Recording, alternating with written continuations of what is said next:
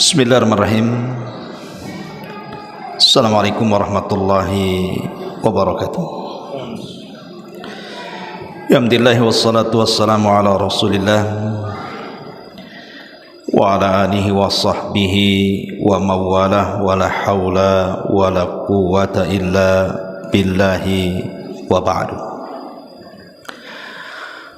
Alhamdulillah, di pagi menjelang siang ini kita bisa kembali duduk di Masjid Nidaul Ilmi, Kapling Beliung, Tanjung Riau, Sekupang, Batam. Salawat dan juga salam tak lupa kita hadiahkan pada Rasul kita Nabi besar Muhammad sallallahu alaihi wasallam. Biasa kita mengkaji Kitab Tauhid, maka pada hari ini untuk sebagai selingan biar tidak bosan, maka kita akan membahas tentang 6 perkara seputar salat. Jadi kita beri tema pada siang hari ini, coba dikunci saja itu pintu itu biar nggak kena angin ya, nggak usah dibuka lagi, angin lagi kencang pula di luar tuh. Oke, iya. Iya, tema di hari ini kita akan membahas tentang 6 binatang yang tidak boleh ditiru saat sholat. Ada 6 binatang tidak boleh ditiru saat melaksanakan sholat. Apa saja binatang-binatang yang tidak boleh ditiru saat sholat itu? Nanti kita akan jelaskan. Ma'asyiral muslimat yang dimuliakan Allah subhanahu wa ta'ala, salat itu adalah rukun daripada rukun-rukun Islam, bahkan urutan kedua setelah syahadat, dan kedudukannya sebagai tiang agama. Makna tiang itu artinya yang menegakkan bangunan. Kalau bangunan itu tiangnya roboh, maka bangunannya roboh. Tapi kalau tiang itu tegak, maka bangunannya ikut tegak. Begitulah Islam dengan salat. Kalau tegak salatnya, tegak Islamnya. Kalau roboh salatnya, roboh pula Islamnya. Makanya sedemikian mulianya salat dalam Islam itu, sehingga Islam mengajarkan bagaimana tata cara salat yang betul-betul diterima Allah subhanahu wa ta'ala. Karena salat itu juga belum tentu diterima bagi yang salat. Bagaimana yang tidak salat ya? Yang salat saja belum tentu diterima. Bahkan yang lebih celakanya, yang solat saja diancam neraka wel. Fawailun lil musallin, celaka bagi orang-orang yang solat itu. Alladzina hum an salatihim sahun, orang-orang yang melalaikan solatnya. Maka di antara perintah agama adalah kita dilarang untuk meniru beberapa hewan untuk ibu lakukan dalam solat, karena ini mempengaruhi kualitas solat, bisa sampai membatalkan solat sebagiannya, dan juga bisa mengurangi pahala solat sebagiannya. Baik, yang pertama, an-nahyu anin naqrati ka naqratid dik awil ghurab. Larangan dari Nabi sallallahu alaihi wasallam di mana seseorang tidak boleh solat seperti mematuk patukan ayam saat lapar, ataupun ghurab. Ghurab itu artinya burung elang saat lapar kemudian memakan bangkai. Saya baca dulu hadisnya baru kita jelaskan apa maksudnya larangan tidak boleh solat itu seperti ayam mematuk makanan ataupun burung elang yang memakan bangkai saat lapar itu. An Abi Hurairah radhiyallahu anhu qala, dari Abu Hurairah radhiyallahu anhu dia berkata, amarani Rasulullah sallallahu alaihi wasallam bi thalathin wa nahani an thalathin. Kata Abu Hurairah, Rasul memerintahkan kepadaku 3 perkara dan melarang kepadaku 3 perkara. Amarani bi raq'atai duha kulla yaumin. Yang pertama, Rasul memerintahkan kepadaku jangan sampai meninggalkan 2 rakaat duha setiap hari. Wal witru, kemudian solat witir qabla naumi, sebelum tidur. Wasiyamu thalathati ayyam min kulli syahrin, dan puasa 3 hari setiap bulannya, itu disebut ayyamul bid. Inilah wasiat Rasul kepada Abu Hurairah, jangan meninggalkan 2 rakaat duha, jangan meninggalkan solat witir sebelum tidur, dan jangan meninggalkan puasa 3 hari dalam sebulan atau disebut dengan ayyamul bid. Wa nahani an nuqrati ka nuqratid dik wa ik'ain ka ik'ail kalbi wa iltifat ka kaltifati tha'labi. Dan Nabi sallallahu alaihi wasallam melarang 3 perkara.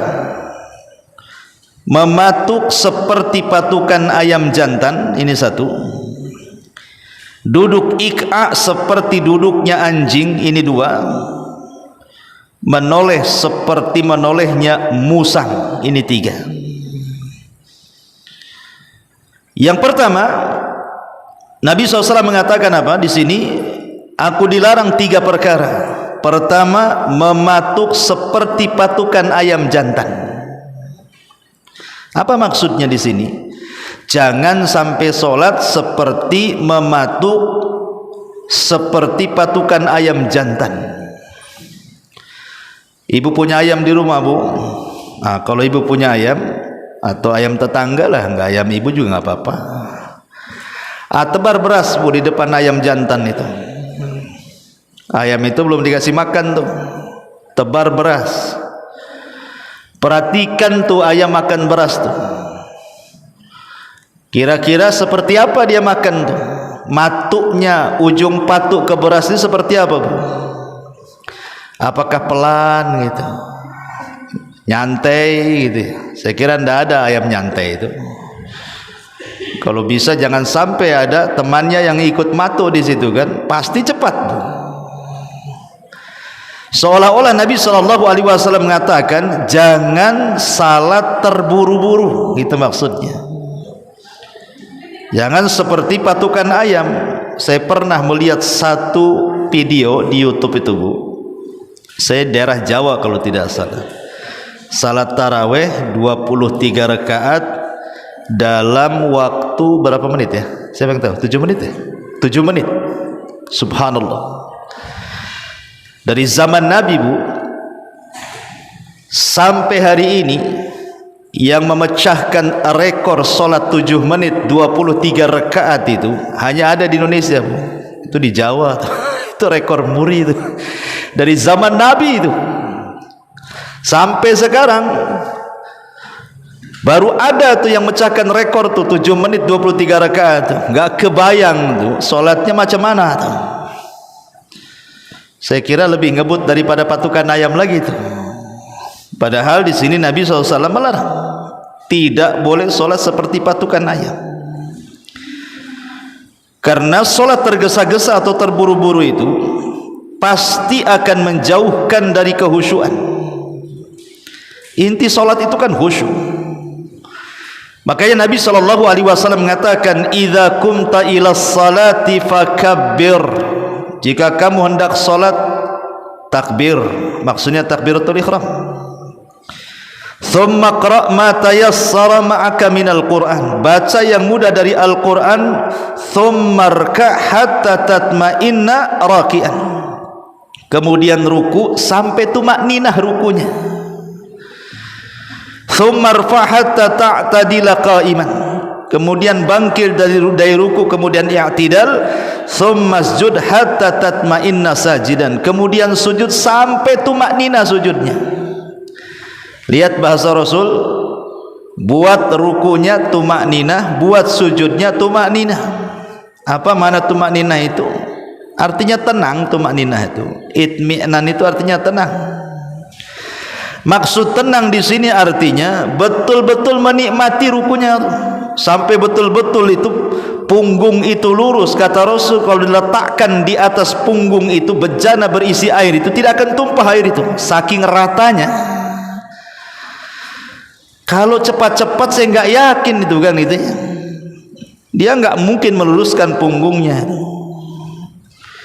Makanya Anas bin Malik radhiyallahu an sampai mengatakan, menukilkan perkataan Nabi SAW ketika Rasul bicara tentang solatnya orang munafik.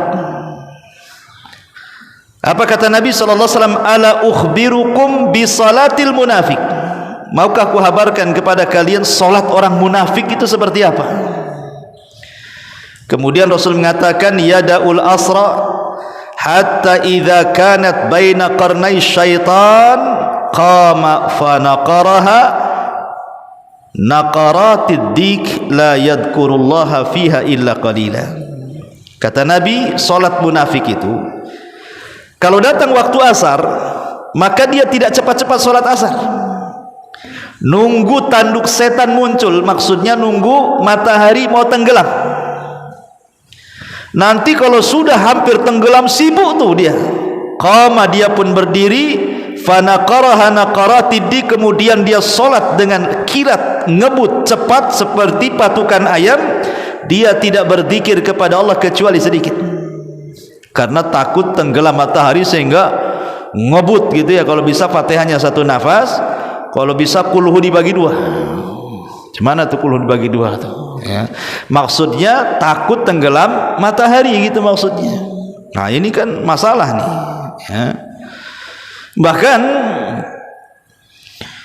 dijelaskan dalam sebuah hadis dari Abi Qatadah radhiyallahu an, Rasulullah SAW bersabda, aswa'un nas sariqatal ladzi yasriqu min salatihi. Seburuk-buruk manusia itu adalah orang yang mencuri saat sholat. Adalah orang yang mencuri saat sholat.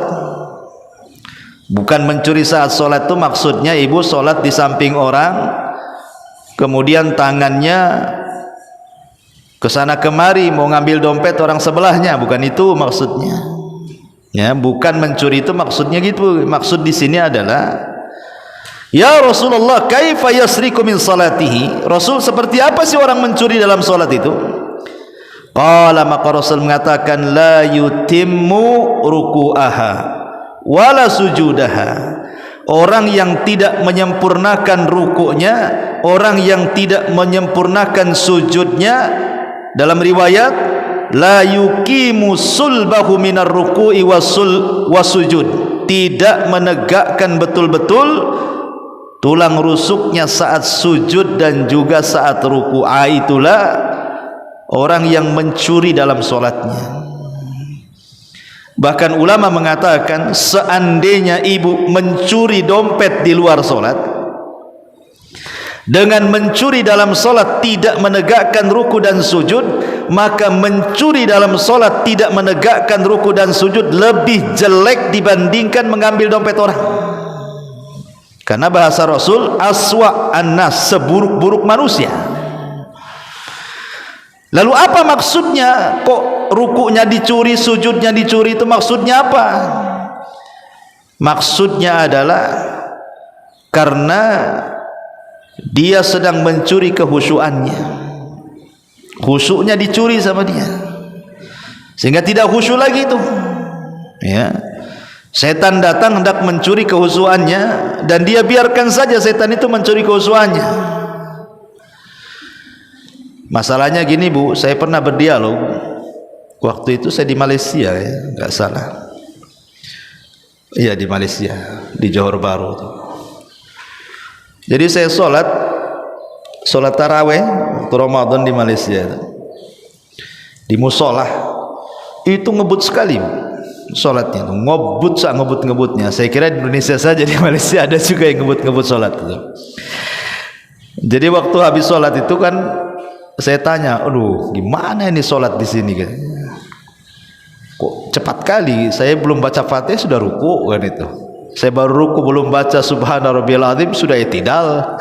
Pokoknya ngebut sekali kan.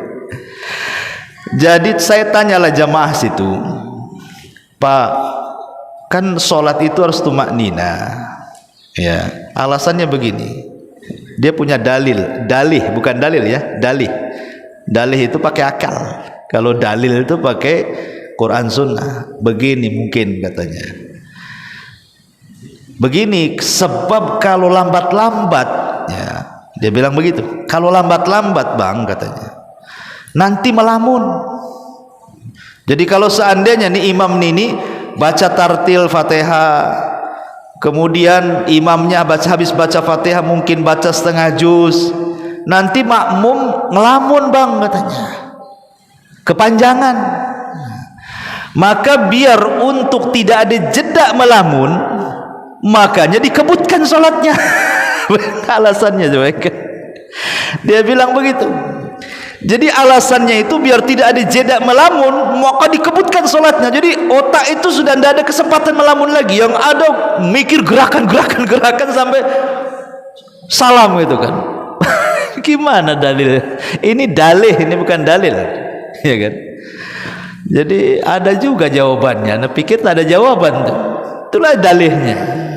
Ya.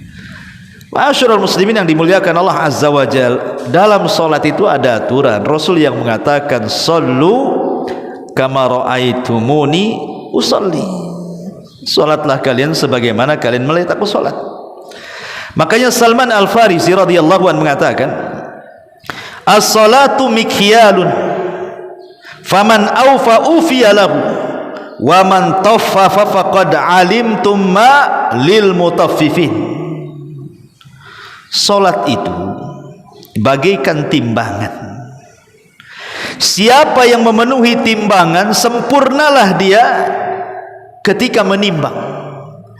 Ketika dia mengurang-urang takaran dan timbangan itu, berarti Anda termasuk mutaffif. Dan Anda tahu hukuman bagi orang mutaffif. Kata Salman Al-Farisi, disyaratkan kepada ayat wailun lil mutaffifin alladzina idza qtalu 'alan nas yastawfun wa idza kaluhum awazanuhum yukhsirun. Bayangkan, disyaratkan kepada ayat wailul lil mutaffifin, celaka, neraka wel bagi mutaffif yang suka ngurang-ngurang itu. Jadi rupanya ngurang-ngurang itu bukan hanya dalam jual beli saja. Kalau nakar dikurangi, kalau beli minta ditambah. Dalam sholat juga ada orang-orang yang mutaffif itu. Dan mutaffif dalam sholat lebih jelek dibandingkan mutaffif dalam jual beli. Ini yang pertama. Maka jangan sholat seperti patukan ayam. Satu. Yang kedua, jangan sholat seperti iq'a'il kalbi. Ka'iq'a'il kalbi, seperti duduk iq'a', seperti duduknya seekor anjing. Tapi perlu dipahami Bu, duduk iq'a itu ada dua macam. Duduk iq'a itu ada dua macam berdasarkan perkataan Al-Imam An-Nawawi rahimahullahu ta'ala, seorang alimin ulama Syafi'i. Pertama, duduk iq'a, duduk di antara dua sujud. Duduk di antara dua sujud dengan menegakkan telapak kaki. ditegakkan telapak kaki, kemudian pantat didudukkan di atas tumit. Ya, paham Bu? Memang harus dipraktekkan ya, tapi kan dibalik tabir susah juga. Nanti tanyalah sama suaminya, duduk ika itu sunnah, gak apa-apa. Ya, kalau duduk di antara dua sujud, menegakkan seperti ini ditegakkan kakinya seperti ini, kemudian pantatnya didudukkan di atas tumitnya. Itu disebut itu duduk ika namanya. Itu sunnah hukumnya, tidak ada masalah ya. Tapi yang dimaksud duduk ika ini, di mana kemudian kakinya yang dilarang seperti duduk anjing itu maksudnya ya, kaki kirinya kemudian digeser ke kiri, kaki kanannya digeser ke kanan, kemudian pantatnya di tengah-tengah, dilabuhkan. Seperti itu betul. Itulah duduk ik'a itu seperti itu. Jadi pantatnya didudukkan di antara kaki kanan dan kaki kiri. Cuman dia tidak diletakkan pantatnya di atas tumit, dilabuhkan ke bumi. Ya, kemudian kaki kanannya digeser ke kanan, kaki kirinya digeser ke kiri, pantatnya dilabuhkan di tengah-tengah ke bumi. Itu dilarang. Itu duduk gaya anjing namanya. Enggak boleh. Ini kata Imam Nawawi rahimahullahu taala, lah yang macam ini enggak boleh. Melabuhkan pantat di antara kedua kaki ke tanah itu. Kan harusnya kalau tasyahud baik awal ataupun akhir kan tetap pantat itu di atas kaki kan gitu. Ini tidak dilabuhkan ke bumi. Ya, taib. Ini yang kedua.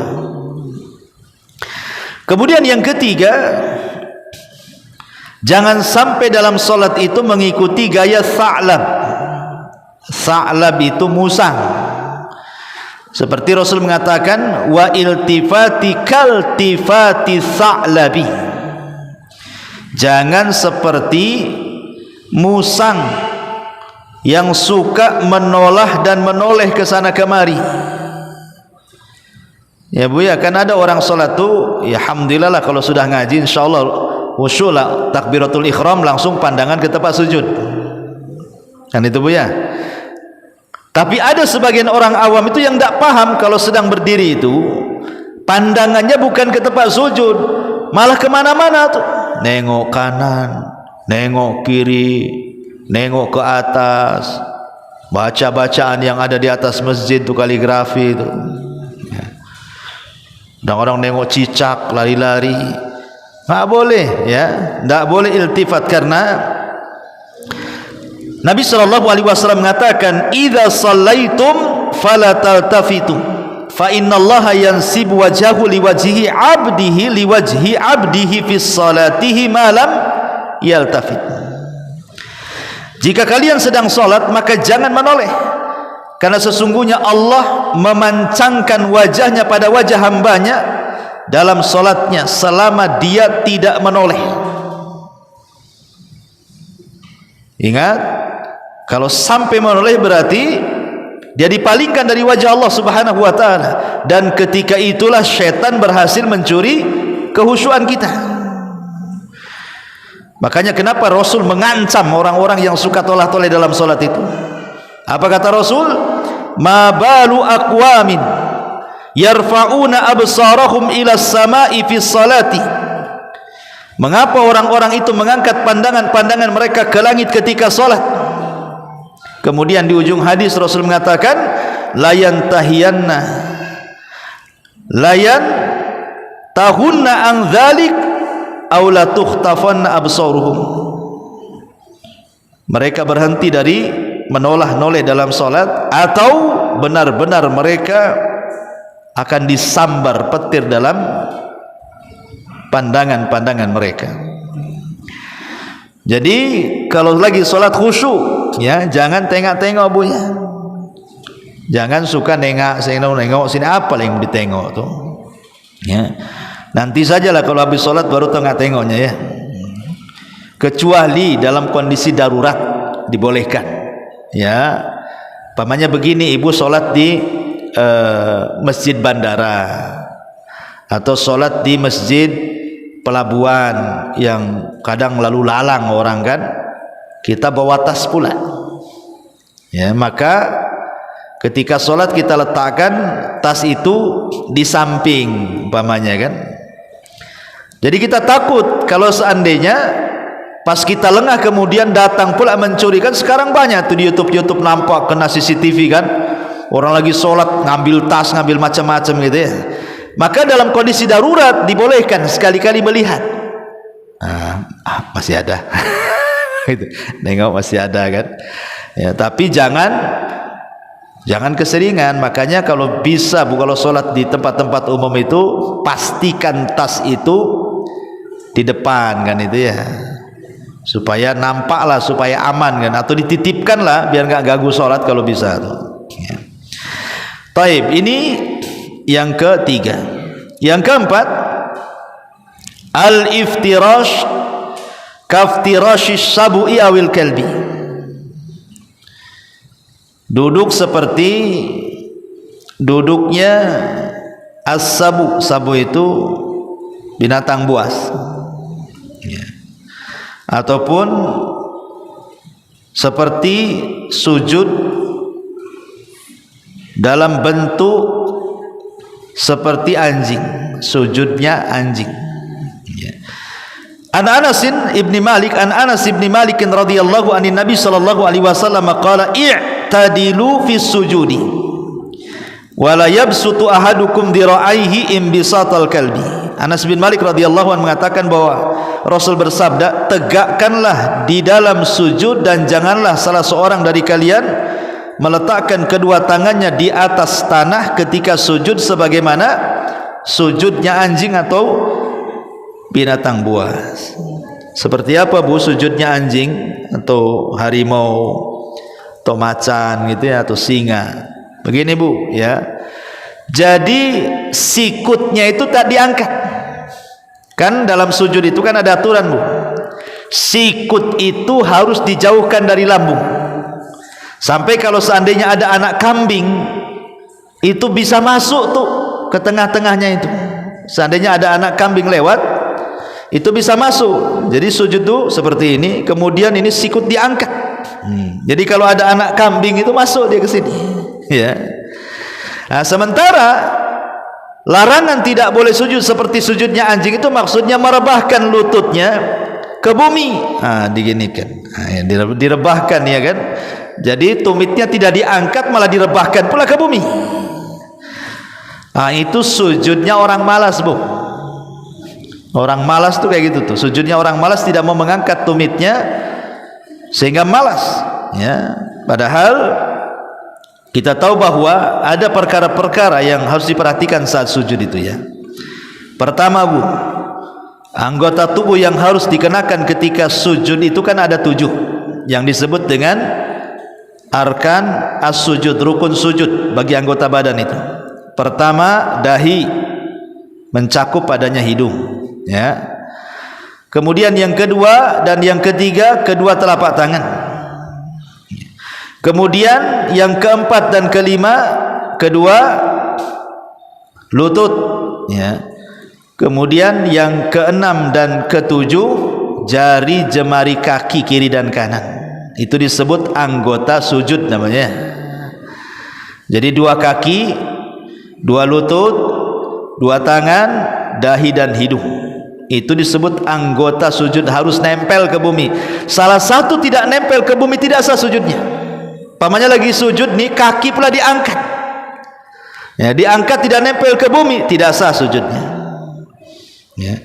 Atau ketika sujud hidungnya tidak nempel, dahinya saja, tidak sah sujudnya. Jadi harus ditekan betul ke bumi sehingga 7 anggota sujud itu betul-betul nempel di bumi, baru sah sujudnya. Kemudian yang kedua, jika salah satu anggota sujud tidak diletakkan, sekali lagi sujudnya tidak sah.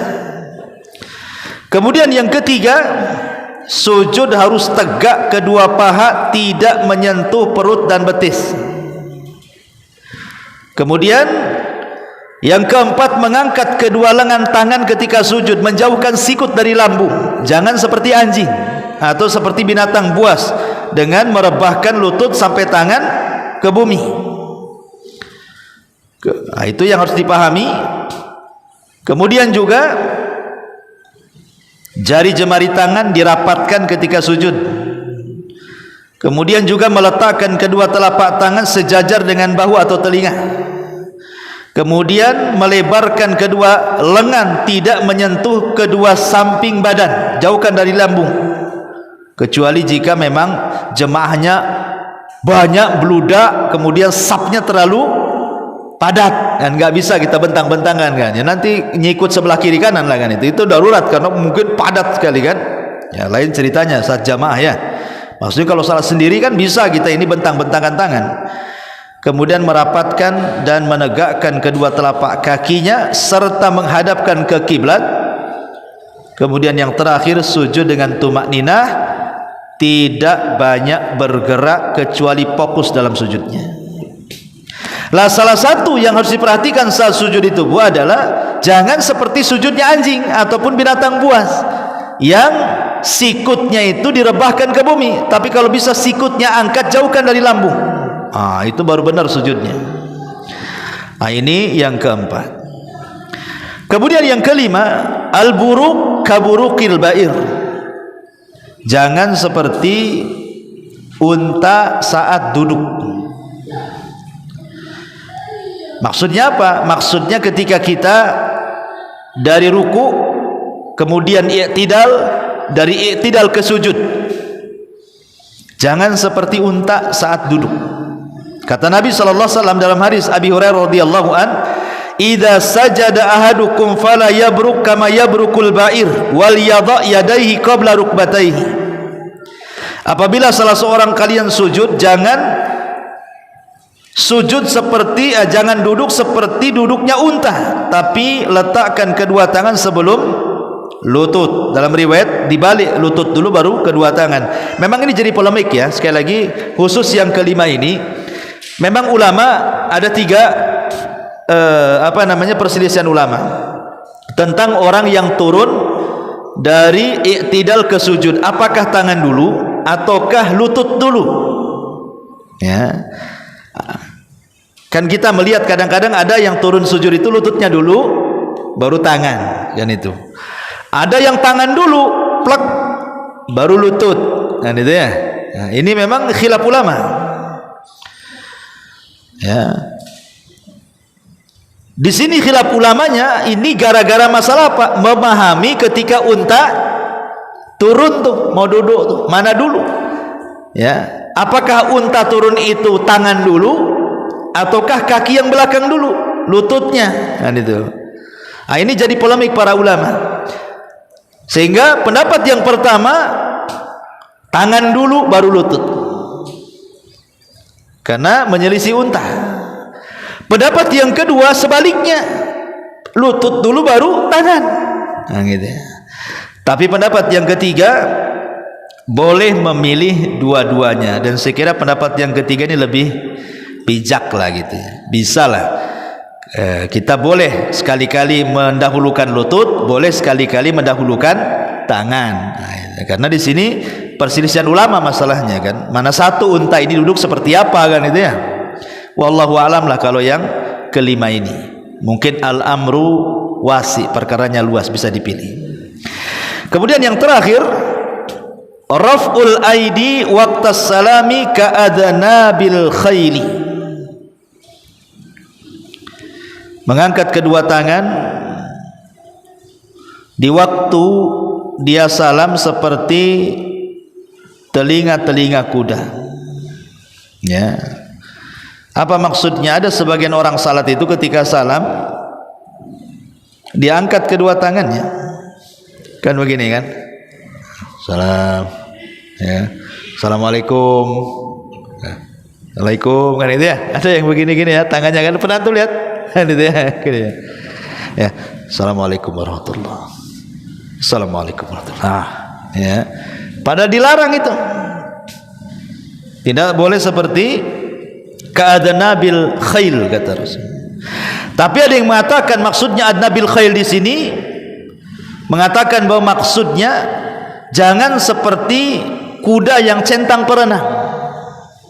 Centang perenang itu maksudnya kuda ini sulit untuk dirapihkan dia. Kalau berbaris itu ada yang ke depan, ada yang ke belakang. Centang perenang maksudnya adalah ketika merapihkan saf.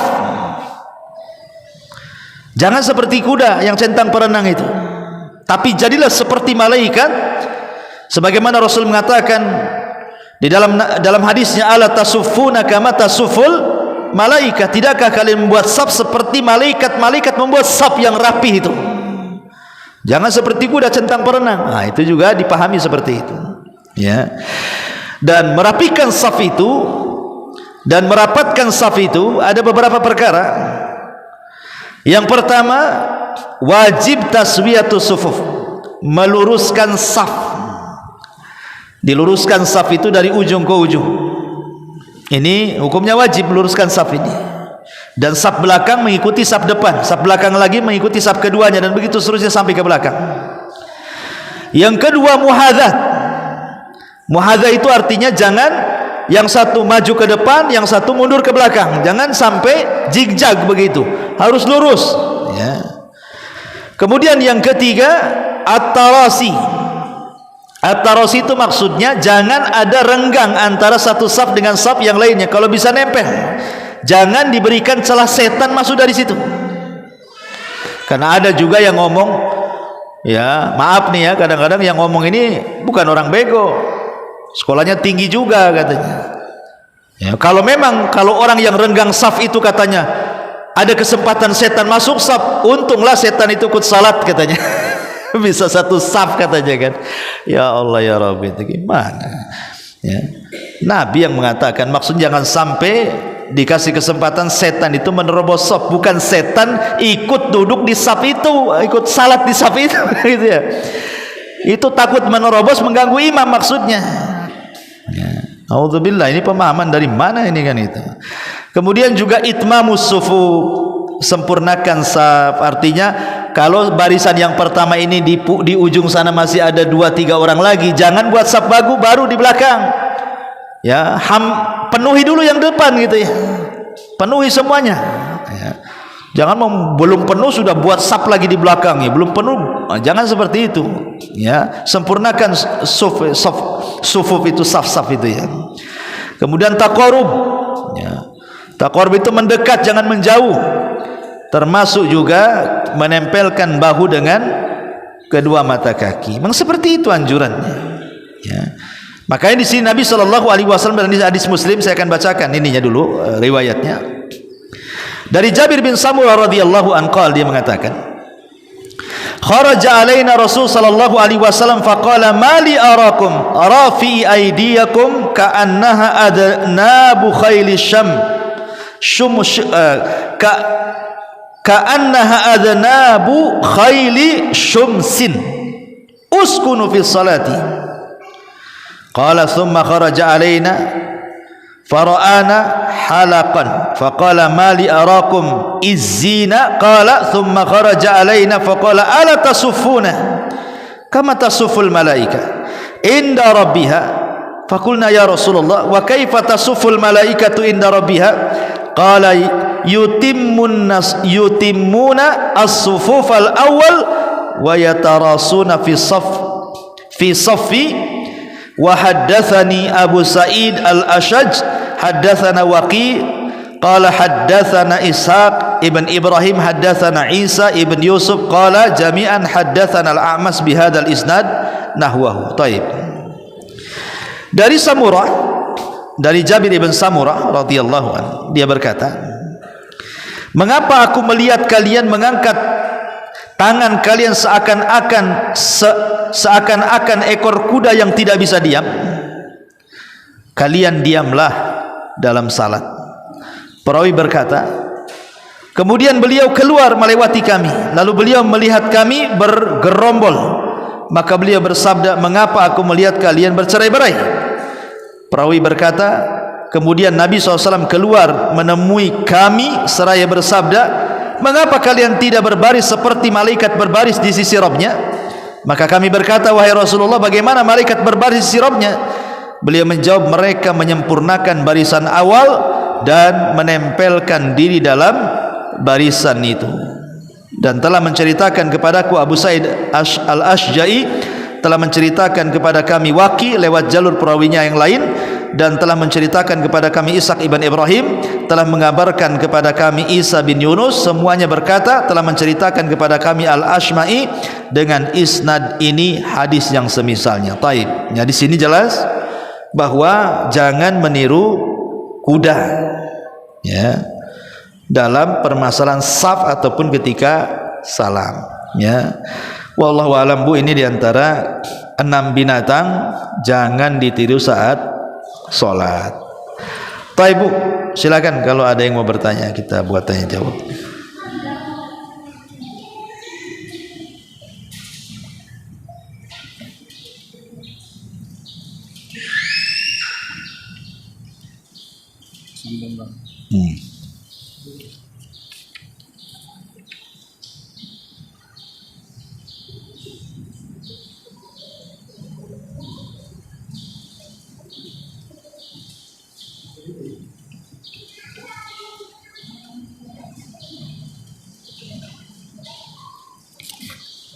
Bismillah, afwan Ustaz ya, mohon penjelasannya tentang hadis yang diriwayatkan oleh Tirmidzi bahwa orang yang menjaga salat sunnah rawatib 12 rakaat akan dibangunkan rumah di sorga. Apakah salat tersebut harus dilakukan terus menerus tanpa putus? Jika tidak dilaksanakan setiap hari kurang dari 12 rakaat karena uzur ataupun malas, bagaimana, apakah tetap pahalanya akan dibangunkan rumah di sorga ya. Kemudian bagaimana sikap kita sebagai makmum jika mendapat imam melaksanakan gerakan bacaan salat terlalu cepat? Terkadang bacaan Al-Fatihah kita belum siap, imam sudah ruku, belum sempat kita membaca surat lain. Sebagai makmum tetap mengikuti gerakan imam, tapi terkadang merasa salatnya tidak afdol. Apakah harus mengulang salatnya? Baik. Jadi saya jawab yang pertanyaan kedua dulu, baru yang pertama. Kalau seandainya kita sebagai makmum kemudian menjadi makmum bagi imam yang gerakannya itu sampai kemudian keluar dari khusyuk dan tumakninah, sebaiknya ibu keluar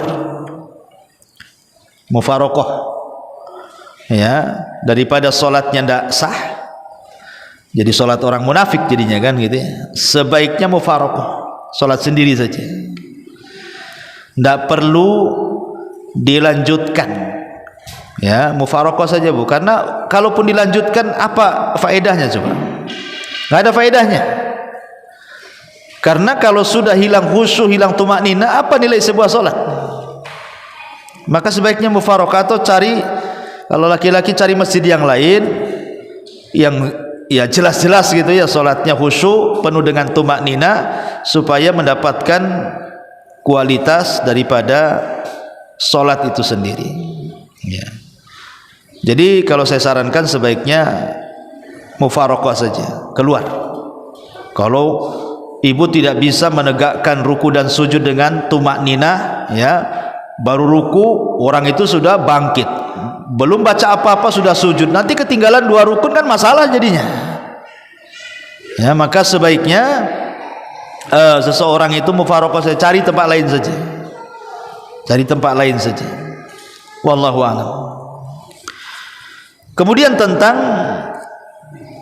hadis yang dikeluarkan oleh Imam At-Tirmidzi, ma min 'abdin muslimin yusalli lillahi isnatai asyrata rak'atan fi yaumihi wa lailatihi tatawwuan illa bana lahu bihinna baitun fil jannah.